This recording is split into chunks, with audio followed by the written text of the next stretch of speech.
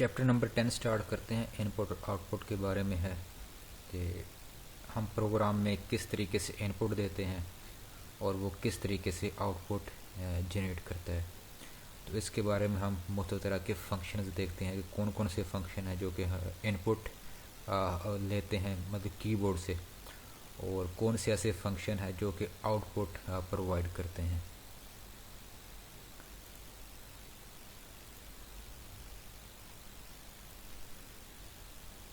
तो इनपुट क्या होती है? Process of giving something to the computer, कि जो हम कंप्यूटर को कोई चीज़ प्रोवाइड करते हैं तो उसे इनपुट कहा जाता है।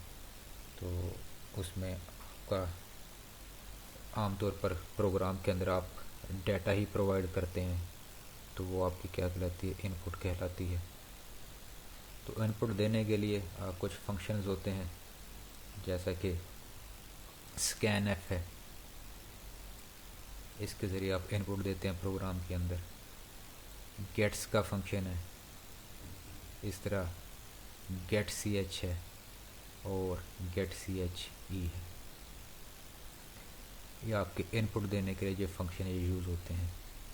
इस तरह आउटपुट डिस्प्ले करवाने के लिए, आउटपुट क्या होती है कि जो चीज़ आपको कंप्यूटर से आपको मिलती है उस पर जो नज़र आती है, या वो कंप्यूटर जो आपको रिटर्न करता है। Process of getting something from computer is called output. तो आउटपुट के लिए सी लैंग्वेज के अंदर दो फंक्शन होते हैं, प्रिंटएफ और पुट्स। क्योंकि हर लैंग्वेज में मतलब बहुत तरह की तब्दीलियाँ आती रहती हैं, तो आमतौर पर जो नए कंपाइलर हैं वो इन तीन फंक्शंस को रिकॉग्नाइज नहीं करते, तो इनकी जगह पे कुछ नए हैं। इस तरह जो पुट्स का फंक्शन है वो भी रिकॉग्नाइज नहीं होता। तो हम आमतौर पर स्कैनएफ और प्रिंटएफ को देखेंगे। प्रिंटएफ के बारे में कुछ आपको पहले भी आइडिया होगा कि मैं प्रोग्राम्स के अंदर इसे यूज़ करता आया हूँ। इसके ज़रिए आउटपुट हम डिस्प्ले करवाते हैं स्क्रीन के ऊपर। तो इसी से हम स्टार्ट करते हैं प्रिंटएफ से, कि प्रिंटएफ कैसे काम करता है। तो बाद में हम देखेंगे कि इनपुट फंक्शन किस तरीके से काम करते हैं। बाकी ये जो फंक्शंस हैं गेट सी एच और गेट सी एच ई, ये आपके नॉर्मली टर्बो के अंदर काम करते हैं। टर्बो जो आपका कंपाइलर है उसके अंदर काम करते हैं, क्योंकि टर्बो आजकल यूज़ नहीं होता, तो इसी वजह से ये फंक्शन भी अब इस्तेमाल नहीं होते। जो कंपाइलर हैं वो इसे रिकॉग्नाइज नहीं करते। तो प्रिंटएफ के बारे में देखते हैं कि प्रिंटएफ फंक्शन क्या करता है। Printf function is used to display output on the screen, कि प्रिंटएफ फंक्शन के ज़रिए आप आउटपुट डिस्प्ले करवाते हैं स्क्रीन के ऊपर। तो प्रिंटएफ के ज़रिए आप डिस्प्ले करवा सकते हैं टेक्स्ट, कांस्टेंट और values of the variables. Printf के ज़रिए आप टेक्स्ट डिस्प्ले करवाते हैं, कांस्टेंट को आपको पता है कि क्या होते हैं। उसी तरह जो वेरिएबल्स की जो वैल्यू है वो भी आप क्या करवाते हैं, इसके ज़रिए डिस्प्ले करवाते हैं। तो इसका सिंटैक्स क्या है, लिखने का तरीका क्या है कि आप प्रिंटएफ लिखेंगे, इसकी ओपनिंग और क्लोजिंग पैरेंथेसिस होगी, क्लोजिंग पैरेंथेसिस के बाद सेमीकोलन। पैरेंथेसिस में दो चीज़ें आएंगी आपकी, एक फॉर्मेट स्ट्रिंग और दूसरा आर्गुमेंट लिस्ट। तो ये इसका सिंटैक्स है। फॉर्मेट स्ट्रिंग से क्या मुराद है? जो फॉर्मेट स्ट्रिंग है is given in double quotes. ये जो फॉर्मेट स्ट्रिंग है इसको आपने डबल कोट्स के अंदर लिखना है, डबल कोट्स। ये जो फॉर्मेट कोमा से पहले आपकी फॉर्मेट स्ट्रिंग और इसको आपने डबल कोट्स के अंदर लिखना है। इसमें क्या क्या हो सकता है? इट में कंसिस्ट ऑफ, फॉर्मेट स्ट्रिंग के अंदर क्या क्या होगा? टेक्स्ट जो आपने डिस्प्ले करवाना है स्क्रीन के ऊपर वो टेक्स्ट होगा। उसके बाद फॉर्मेट स्पेसिफायर। फॉर्मेट स्पेसिफायर क्या होते हैं ये आगे चल के देखते हैं। एस्केप सीक्वेंसेस, एस्केप सीक्वेंसेस भी आगे डिस्कस होंगे। तो ये 3 चीज़ें हैं जो कि फॉर्मेट स्ट्रिंग के अंदर मौजूद होंगी। इस तरह जो सेकंड पार्ट है प्रिंटफ फंक्शन का वो क्या है, आर्गुमेंट लिस्ट का है। आर्गुमेंट लिस्ट में क्या होगा, argument list consist of constant, यहाँ पर आपके कांस्टेंट हो सकते हैं, वेरिएबल्स हो सकते हैं आपके वेरिएबल्स, या एक्सप्रेशन हो सकते हैं। एक्सप्रेशन में आपको क्या होते हैं कि combination of operators and operands. तो कांस्टेंट, वेरिएबल या एक्सप्रेशन जिनकी वैल्यू आपने प्रिंट करवानी है स्क्रीन के ऊपर, तो वो आपके आर्गुमेंट लिस्ट के अंदर मौजूद होंगे। यहाँ पर जो मैसेज आपने डिस्प्ले करवाना है वो होगा डबल कोड के अंदर, और यहाँ पर आर्गुमेंट लिस्ट में आपके कांस्टेंट होंगे या वेरिएबल होंगे या एक्सप्रेशन होंगे जो कि जिनकी वैल्यू आप डिस्प्ले करवाना चाहते हैं। तो इसके एग्जांपल की तरफ बढ़ते हैं हम। एग्जांपल्स कौन कौन सी क्या क्या हो सकती हैं इसकी। तो पहले है कि सिंपल सा मैंने लिखा है कि प्रिंट एफ का फंक्शन है, ये देखें डबल कोट्स के अंदर है हेलो वर्ल्ड।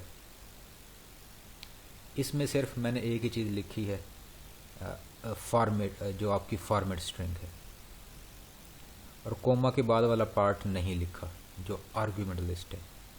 और फॉर्मेट स्ट्रिंग में सिर्फ मैंने क्या मेंशन किया है, टेक्स्ट, सिर्फ डबल कोड में। तो इसके मुताबिक क्या होगा, जब ये प्रोग्राम के अंदर इस लाइन को आप लिखेंगे तो ये पूरा प्रोग्राम नहीं है बल्कि एक प्रोग्राम की एक स्टेटमेंट मैंने अलग से लिखी है। अभी इसको कंपाइल करके भी देखते हैं। तो जैसे आप इसको डबल कोड के अंदर लिखा है, जब ये स्टेटमेंट को आप एग्जीक्यूट करेंगे प्रोग्राम के अंदर तो सिर्फ स्क्रीन के ऊपर क्या डिस्प्ले होगा, हेलो वर्ल्ड। जो भी चीज़ आप प्रिंट एफ फंक्शन के अंदर डबल कोड्स के अंदर लिखेंगे वैसी की वैसी वो क्या हो जाएगी, डिस्प्ले हो जाएगी। हेलो वर्ल्ड जैसे ही लिखा है वैसे का वैसा वो क्या हो जाएगा, डिस्प्ले हो जाएगा। अगर आप यहाँ पर गौर करें कि हेलो और वर्ल्ड के दरमियान एक स्पेस है तो स्पेस भी आपकी डिस्प्ले हो जाएगी। हेलो और वर्ल्ड के दरमियान क्या होगी, स्पेस होगी। इसी तरह ये दूसरा फंक्शन है, ये डबल कोड एक्स्ट्रा हो गया, ये सिंगल एच है। यहाँ पर क्या कर रहा हूँ कि प्रिंट एफ हेलो वर्ल्ड, ये जैसे का जैसा लिखा हुआ वैसे का वैसे डिस्प्ले हो जाएगा, क्योंकि हेलो और वर्ल्ड के दरमियान स्पेस नहीं है तो ये भी स्पेस के बगैर ही क्या होगा, डिस्प्ले होगा स्क्रीन के ऊपर। इसी तरह है एक और है प्रिंट एफ। अब इसके अंदर दोनों चीज़ें हैं, ये आपका कोमा भी आ गया यहाँ पर, और ये आपकी आर्गुमेंट लिस्ट होगी, और ये आपका क्या हो गया, ये वाला सेक्शन हो गया फॉर्मेट स्ट्रिंग का, कोमा और आर्गुमेंट लिस्ट, अब दोनों पार्ट आ गए। अब इसको ज़रा समझने की एक कोशिश करें कि इसमें डबल कोट्स के अंदर मैंने क्या लिखा है, value of variable a is equal to, ये वाला जो स्ट्रिंग का पार्ट है ये वैसे का वैसा डिस्प्ले हो जाएगा, जैसा ही लिखा हुआ वैसे का वैसा डिस्प्ले हो जाएगा। Value of a variable a is equal to, वैसे का वैसे डिस्प्ले होगा। उसके बाद एक लिखा है फॉर्मेट स्पेसिफायर। फॉर्मेट स्पेसिफायर क्या है, %d, परसेंट का निशान है, परसेंट का निशान है, और d। इसका क्या मतलब है कि इक्वल टू के बाद एक स्पेस आएगी, यहाँ पर मैंने एक स्पेस दी है, और उसके बाद एक इंटीजर की वैल्यू डिस्प्ले होगी। उसके बाद क्या होगी, एक इंटीजर वेरिएबल की वैल्यू डिस्प्ले होगी, और वो वेरिएबल कौन सा है जिसकी वैल्यू ये इस इक्वल टू के सिंबल के बाद डिस्प्ले होगी, वो वेरिएबल क्या है, ए है। कि ए वेरिएबल की वैल्यू यहाँ पर डिस्प्ले होगी %d आपका डिस्प्ले नहीं होगा, डिस्प्ले सिर्फ यही होगा, ये value of a variable is equal to. लेकिन %d की जगह पे एक वैल्यू डिस्प्ले होगी, किसकी, जो ये आपको ए वेरिएबल नज़र आ रहा है। ए वेरिएबल की जो भी वैल्यू होगी वो यहाँ पर क्या हो जाएगी, डिस्प्ले हो जाएगी। इसी तरह ये है कि ये डबल कोड के अंदर क्या पैगाम लिखा हो, यूअर मार्क्स आर, ये वैसे का वैसा डिस्प्ले हो जाएगा। उसके बाद है %d, यानी कि यहाँ पर एक इंटीजर वेरिएबल की वैल्यू डिस्प्ले होगी।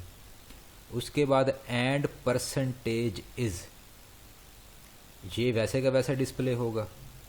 और उसके बाद %f, और यहाँ पर क्या होगी, एक फ्लोटिंग पॉइंट वेरिएबल की वैल्यू डिस्प्ले होगी, यानी कि इशारे वाले वेरिएबल की वैल्यू क्या होगी, डिस्प्ले होगी यहाँ पर।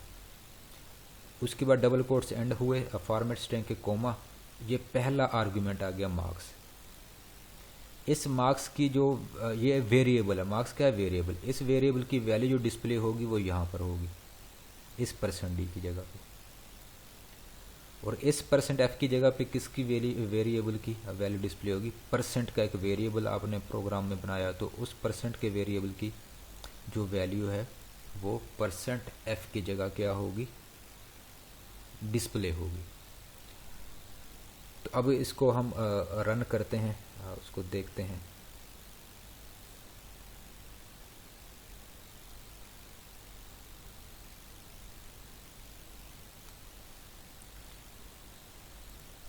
printf हेलो वर्ल्ड, इसको मैं रन करता हूँ एज इट इज़ लिखा हुआ है, वही जो ऑनलाइन GDB आपका कंपाइलर है।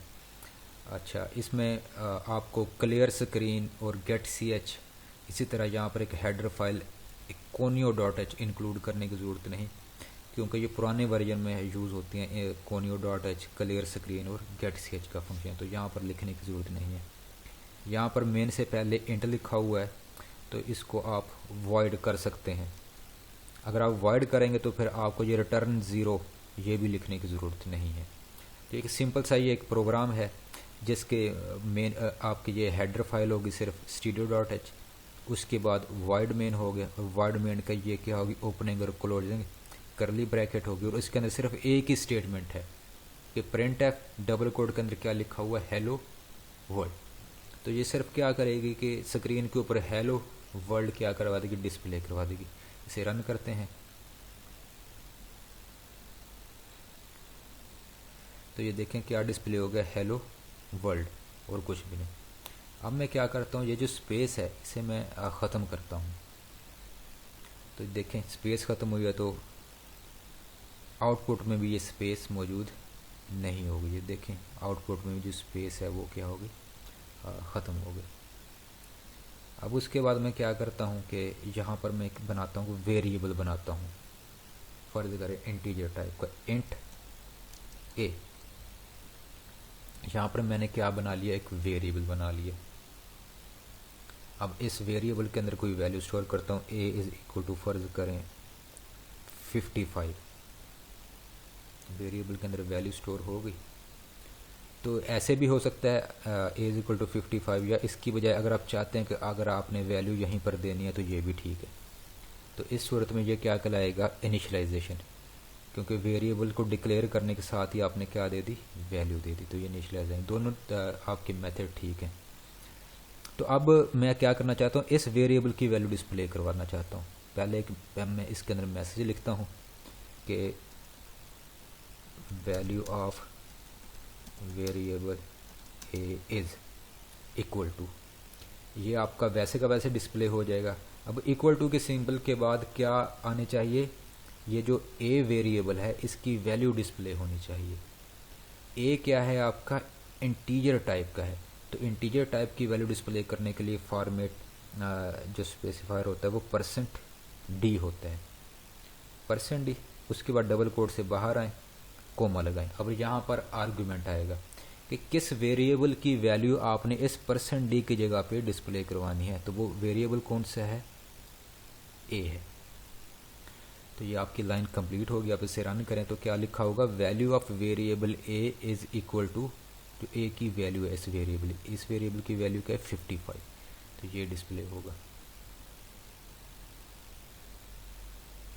तो ये देखें value of variable a is equal to 55। अगर आप वैल्यू को चेंज करते हैं तो उसी के साथ आपकी आउटपुट भी चेंज होगी। 50 की है तो यहाँ पर आपको 50 डिस्प्ले हो रहा है। इसी तरह आप फ्लोट टाइप का वेरिएबल भी बना सकते हैं, फ्लोट टाइप का। अब फ्लोट टाइप का वेरिएबल बनाएंगे तो उसके अंदर आपको इशारिया वाली वैल्यू स्टोर करनी पड़ेगी। फ़र्ज़ करें 50.55, तो यहाँ पर आप अब %d, अब फ्लोट टाइप के वेरिएबल के लिए %f यूज़ होता है, तो यहाँ पर %f ये ठीक हो गया। अब जो डिस्प्ले होगी वो a वेरिएबल की वैल्यू इशारिया वाली, तो क्या होगी 50.55। देखें value of a variable as 50.549999, क्योंकि इशारिया के बाद जो फ्लोटिंग पॉइंट होता है वो 6 डिजिट तक जाता है। ये आपके 6 डिजिट हैं, इशारे के बाद 6 डिजिट तक जाता है। तो मैंने हालांकि 2 स्टोर किए थे, लेकिन उसने अपेंड करके उसको क्या बना दिया, 6 बना दिए। तो इसको हम चेंज कर सकते हैं कि हमें इशारिया के बाद कितने डिजिट चाहिए। तो उसको हम बता सकते हैं आउटपुट के अंदर कि हमें फ़र्ज़ करें इशारे के बाद सिर्फ 2 डिजिट ही चाहिए, तो वो यहाँ से हम सेट कर सकते हैं कि यहाँ पर सिर्फ आपको लिखना पड़ेगा परसेंटेज और एफ़ के दरमियान। फ़र्ज़ करें आप चाहते हैं कि इशारिया फ्लोटिंग पॉइंट के बाद सिर्फ 2 डिजिट डिस्प्ले हो, तो आप यहाँ पर लिखते हैं 0.2। तो अब क्या होगा कि इशारिया के बाद सिर्फ आपको 2 डिजिट ही मिलेंगे। रन करें ऐसे, ये देखें वही कि value of variable a is equal to 50.55। अब मैं क्या करता हूँ, इस प्रिंट एफ के ज़रिए 2 वेरिएबल की वैल्यू डिस्प्ले करवाता हूँ। एक फ्लोट की फ़र्ज़ करें ये होगा, एक दूसरा वेरिएबल बनाता हूँ इंटीजर टाइप का, int b is equal to 34। अब दोनों वेरिएबल की वैल्यू डिस्प्ले करवाता हूँ। Value of variable a is equal to, फ़र्ज़ करें ये हो गई।